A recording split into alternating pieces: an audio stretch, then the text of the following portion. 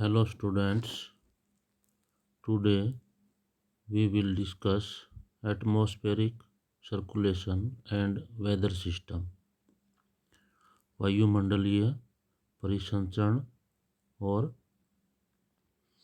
मौसम प्रणाली। तो ये आज का हमारा चैप्टर रहेगा, चैप्टर नंबर 10, क्लास 11। इस चैप्टर में क्या क्या हम पढ़ेंगे ये सब देखेंगे। जो पिछला चैप्टर था उसमें हमने क्या पढ़ा, उसमें हमने टेम्परेचर के बारे में पढ़ा कि वर्ल्ड में यानी कि अर्थ सरफेस के ऊपर टेम्परेचर किस तरह से वितरित है, डिस्ट्रीब्यूशन ऑफ टेम्परेचर, ये हमने किया। इस चैप्टर में हम एयर के बारे में करेंगे, एटमॉस्फेरिक जो सर्कुलेशन है, प्रेशर है, इसके बारे में हम इस चैप्टर में करेंगे। और इसमें क्या क्या होगा ये सारी चीज़ें, जैसे कि एयर एक्सपेंड करती है जब ये हीटेड होती है, यानी कि गर्म हो गई तो ये फैल जाती है। Gets compressed when cooled. This result in variation in the atmospheric pressure. The result is that it causes the movement of air from high pressure to low pressure. जब एटमॉस्फेरिक प्रेशर जो होता है, वायुमंडलीय दबाव जो है, उसमें विभिन्नता होती है, यानी कि कहीं पर ज़्यादा और कहीं पर कम। तो हाई प्रेशर जो होता है वहाँ से जो एयर है वो मूव करती है किसकी तरफ, लो प्रेशर की तरफ। तो सीधा सा यही मतलब है कि हाई प्रेशर से लो प्रेशर की तरफ एयर मूवमेंट करती है और अपना मोशन करती है। आपने और भी पहले भी पढ़ चुके हो कि जो हॉरिजेंटल मूवमेंट है एयर की, वही विंड है। अब जैसे एयर की एक तो वर्टिकल मूवमेंट होती है, एक हॉरिजेंटल होती है। तो horizontal movement of the air is wind. तो ये मेन चीज़ आपको ध्यान में रखनी है। Atmospheric pressure also determines when the air will rise और sink. The wind redistribute the heat and moisture across the planet, thereby maintaining a constant temperature for the planet as a whole. The vertical rising of moist air cools it down to form the cloud and bring precipitation. जो भी atmospheric pressure है वो कहीं पर ज़्यादा होता है, कहीं पर कम होता है। एक मेन चीज़ ये है इसमें। दूसरा क्या है, जो एयर है वो राइज भी होती है और सिंक भी होती है, अर्थात ऊपर भी उठती है और नीचे की तरफ भी सिंक करती है। जब मॉइस्ट एयर जो होती है वो ऊपर जाती है तो कूल होती है और इस तरह से क्लाउड बनते हैं और प्रेसिपिटेशन भी होती है, यानी कि वर्षण भी होता है। इस चैप्टर में हम और क्या क्या करेंगे, ठीक है। इस चैप्टर में हम करेंगे जो प्रेशर है, एटमॉस्फेरिक प्रेशर, दबाव, वो एक जगह से दूसरी जगह पर अलग अलग होता है। तो इसके क्या कारण है, एक तो हम ये सीखेंगे, explain the causes of pressure differences. दूसरा क्या करेंगे, वो कौन कौन से फोर्सेस हैं जो एटमॉस्फेरिक सर्कुलेशन को कंट्रोल करते हैं। और the turbulent pattern of wind, तो पवनों का जो विक्षोभ है वो भी हम इस चैप्टर में करेंगे। इसके अलावा एयर मासेस, वायु राशियाँ जो हैं वो कैसे बनती हैं, ठीक है। और इसके अलावा जो डिस्टर्ब वेदर, यानी कि वेदर जो चेंजेस होते हैं किसकी वजह से, जब एयर मासेस आपस में मिलते हैं। तो एयर मासेस जब आपस में मिल जाते हैं तो वेदर डिस्टर्ब होता है, ये भी हम इसमें सीखेंगे। तो phenomena violent tropical storm, tropical storm कैसे आते हैं ये भी हम इसमें करेंगे। तो इस तरह से ये चैप्टर से कुछ इंट्रोडक्शन था जिसमें हम ये सब करेंगे। अब आगे देखिए क्या है, एटमॉस्फेरिक प्रेशर क्या होता है, ये सारी चीज़ें हम इस चैप्टर में करने वाले हैं। एटमॉस्फेरिक प्रेशर अर्थात वायुमंडलीय दबाव, जो एयर का प्रेशर होता है वो और जिससे हमारी जो बॉडी है, हमारा जो शरीर है वो भी प्रभावित होता है। ठीक है, एयर प्रेशर से हमारा जो शरीर है वो भी प्रभावित होता है, इसके ऊपर भी असर पड़ता है।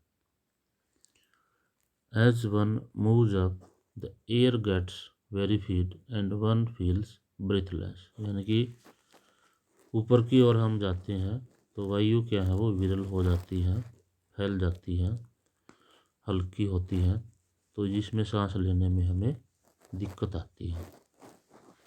अब एटमॉस्फेरिक प्रेशर क्या होता है, the way of A column of air contain in a unit area from the mean sea level to the top of the atmosphere is called atmospheric pressure।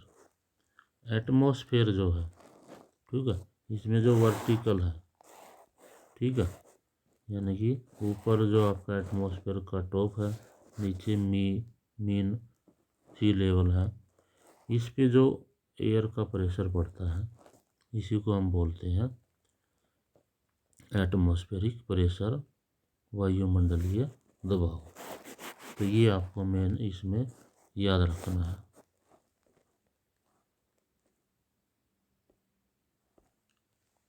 Atmospheric pressure जो होता है ये सी level के ऊपर हम इसको करते हैं। एटमॉस्फेरिक प्रेशर इसको हम मीन सी लेवल जो होता है वहाँ पर इसको कैलकुलेट करते हैं, और जो हमारा मीन सी लेवल है वहाँ पर जो वायुदाब है वो होता है 1013.2 मिलीबार। ये जो होता है एयर प्रेशर ये ग्रेविटी की वजह से भी होता है। The air at the surface is denser and hence has higher pressure. Surface के नज़दीक जो होता है वहाँ पर प्रेशर ज़्यादा होता है।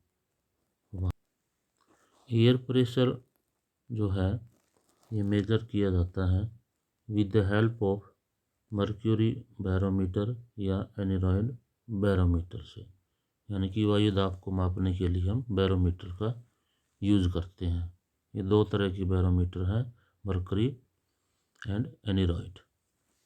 इसके बाद क्या है, कुछ ये इंस्ट्रूमेंट हमारे जिनसे हम वायुदाब का कितना प्रेशर होता है वो इसमें हम करते हैं, मेजर करते हैं, मापते हैं।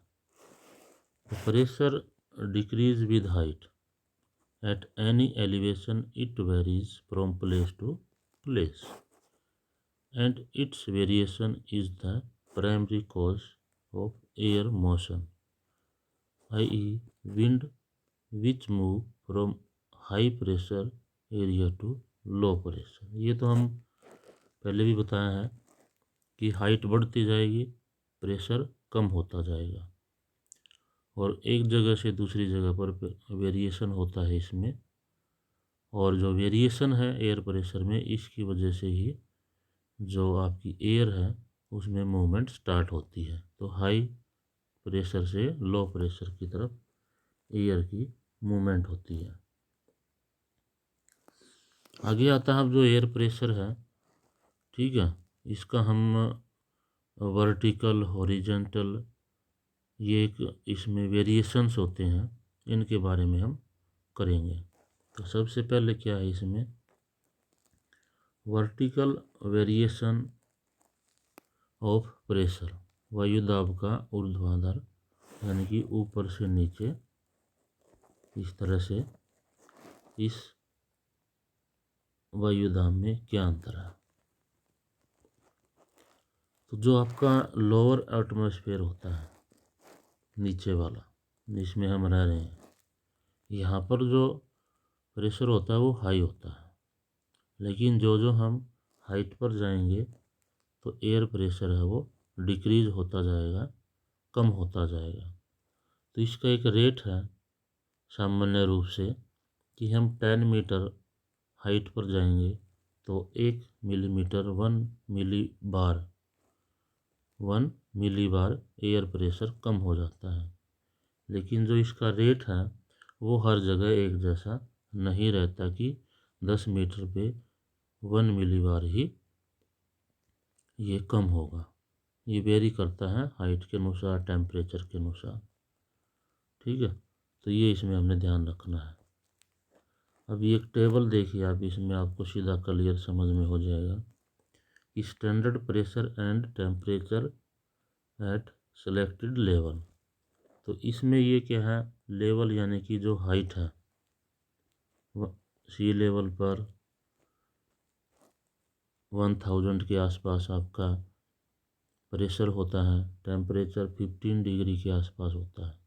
अब हाइट बढ़ गई 1 किलोमीटर, ये प्रेशर कम हो गया और जो आपका टेम्परेचर है वो भी कम हो गया। 5 किलोमीटर और हाइट बढ़ गई तो और प्रेशर कम हो गया, टेम्परेचर भी कम हो गया। 10 किलोमीटर यानी कि और हाइट बढ़ गई तो प्रेशर और भी कम हो गया, टेम्परेचर और भी कम हो गया। तो इस टेबल से अब सीधा क्लियर शो हो रहा है कि जो आपका एयर प्रेशर है हाइट के बढ़ने से वो कम होता है। तो vertical pressure gradient force is much larger than that of horizontal pressure gradient. यानी कि जो प्रेशर में विभिन्नता है, ठीक है, जो हॉरिजॉन्टल होता है उसमें कम होता है, वर्टिकल में ज़्यादा होता है। बट जो ग्रेविटेशनल फोर्स है इस बैलेंस को ख़त्म, बैलेंस जो बना देती है, यानी कि वेरिएशन जो ज़्यादा होता है इसको ग्रेविटेशनल फोर्स कम कर देती है या उसको बैलेंस कर देती है, जिससे हमें ऊपर नीचे स्ट्रॉन्ग विंड है वो फील नहीं होती। तो ये तो हमने किया था कि वर्टिकल वेरिएशन जो होता है वायुदाब में। अब करते हैं हम हॉरिजॉन्टल डिस्ट्रीब्यूशन ऑफ प्रेशर, यानी कि जो वायुदाब है उसका क्षैतिज वितरण। जो हमने पहले किया वर्टिकल, ये तो ऊपर से नीचे था, लेकिन अब जो हम करेंगे वो क्षैतिज होगा, यानी कि लेफ्ट टू राइट, जिसको हम बोलते हैं सरफेस के समानांतर, इस तरह से, ये इसको हम हॉरिजॉन्टल बोलते हैं। तो small differences in air pressure are highly significant in term of the wind direction and movement. तो थोड़ा सा भी एटमॉस्फेरिक सर्कुलेशन में, अगर एटमॉस्फेरिक प्रेशर में डिफरेंस आ जाता है तो इससे जो विंड सिस्टम है उसमें काफ़ी इम्पोर्टेंट होता है। तो इसकी वजह से एयर प्रेशर में डिफरेंसेस होने की वजह से विंड सर्कुलेशन में काफ़ी प्रभाव पड़ता है। Horizontal distribution of pressure is studied by drawing isobar at constant level. Isobar क्या है, आइसोबार क्या होता है, तो आइसोबार लाइंस जो हैं वो connecting places having equal pressure, यानी कि इक्वल प्रेशर वाली जिस जगह पर सेम आपके एयर प्रेशर है उनको जो लाइन मिलाती है वो आपको कहलाती है आइसोबार। ये देखिए 100, 1018, 1018 और इधर भी है 1018। तो ये सेम प्रेशर की लाइन है, यही क्या है आपका आइसोबार है। तो ये हमें ध्यान रखना है कि आइसोबार क्या होता है। आइसोबार से हम जो सेम प्रेशर वाले प्लेसेस हैं उनको मिलाने वाली जो लाइन है वो आइसोबार होती है। In order to eliminate the effect of altitude on pressure, it is measured at any station after being reduced to sea level.